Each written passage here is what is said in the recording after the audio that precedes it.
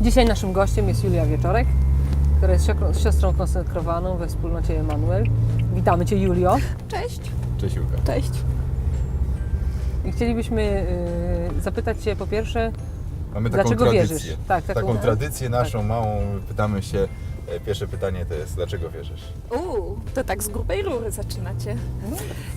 W moim przypadku to jest dosyć proste, no bo jestem z rodziny takiej katolickiej, więc dali mi wiarę moi rodzice, ale jak podrastałam, no to w pewnym momencie zadałam sobie pytanie, czy Pan Bóg jest, i wydawało mi się, że coś nie halo z tym światem, bo tak no, dzieci cierpią w Afryce, u nas też nie najlepiej, to co z tym Panem Bogiem? No i po prostu, ponieważ nauczyli mnie się modlić, to sobie pomyślałam, no to ja się Go zapytam. I się pomodliłam tak, że Panie Boże, jak jesteś, to daj mi jakiś znak. I zdaje się, że coś tam się umówiłam na jakieś znaki, ale już nie pamiętam jakie, bo byłam wtedy dosyć młoda. No ale wydaje mi się, że chyba odpowiedział, bo teraz już tam 20 parę lat później okazuje się, że jestem wierząca. No to tak, dlatego wierzę. No właśnie, pojawiła się Afryka. Byłaś w Afryce No oczywiście! na misjach.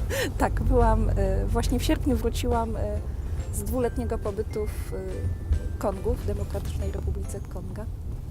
No i tam zostało pół mojego serca. Czym się tam zajmowałaś? Zajmowałam się studentkami, założyła nasza wspólnota taki akademik dla dziewcząt. No bo jak być może nie wszystkim wiadomo, w Afryce no, pozycja kobiety jest inna niż w Europie. Założyliśmy taki akademik, żeby wspierać dziewczyny po prostu w takiej próbie życia godnego. żeby miały szansę uczciwie studiować. Tak. Także tamtejsza lokalna wspólnota właśnie jest taka ekipa, są tam ludzie też wykształceni, pracujący na uniwersytecie, którzy mogą też jakoś tam raz z jednej strony formować dziewczyny, a z drugiej strony też jakoś je chronić przed tymi negatywnymi działaniami. I takie osoby jak Ty, czyli wolontariusze Fidesco. No tak. Fidesco, które wysyła wolontariuszy właśnie na misję. Oczywiście, tak. Fidesco to jest taka organizacja, która powstała, ile to już lat temu, Mario? 30? 81 rok. Tak, w 81 roku. Dzisiaj chcielibyśmy Cię spytać o sprawę cierpienia. O to, czy Bóg jest obecny w cierpieniu, bo czasem się zastanawiamy, gdzie On jest, jeżeli albo sami cierpimy, albo widzimy, że ktoś najbliższy nam bardzo cierpi i czujemy się bezradni i czasem się pytamy, gdzie On jest. Myślę, że też może masz jakieś doświadczenia afrykańskie, a może nie tylko afrykańskie, ale całkiem polskie.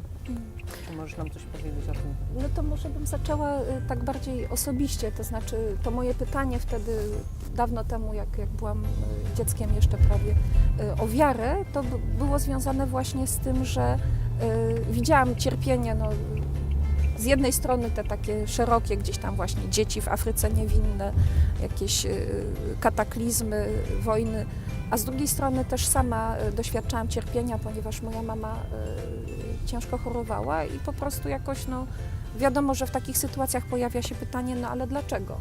Nie? No bo to... ja doświadczyłam tak, mogę powiedzieć, że doświadczyłam odpowiedzi, tak, że w momencie, kiedy się jakoś tam zbliżyłam do Pana Boga i doświadczyłam takiej Jego żywej obecności, to najpierw mi się wydawało, że ja się pomodlę, On mamę uzdrowi i będzie wszystko w porządku. Tymczasem jakby ta odpowiedź nie przyszła przez takie uzdrowienie właśnie fizyczne, natomiast przyszła przez lekarzy, że jest jakaś tam lepsza opieka medyczna, ale też przyszła przez taką siłę wewnętrzną do tego, żeby sobie poradzić z tą sytuacją. I doświadczyłam właśnie tego, że jakby sposób Boga na naprawę tego świata to nie jest to, żeby to zło w tej chwili zniwelować, ale żeby pozwolić mu się jakby tak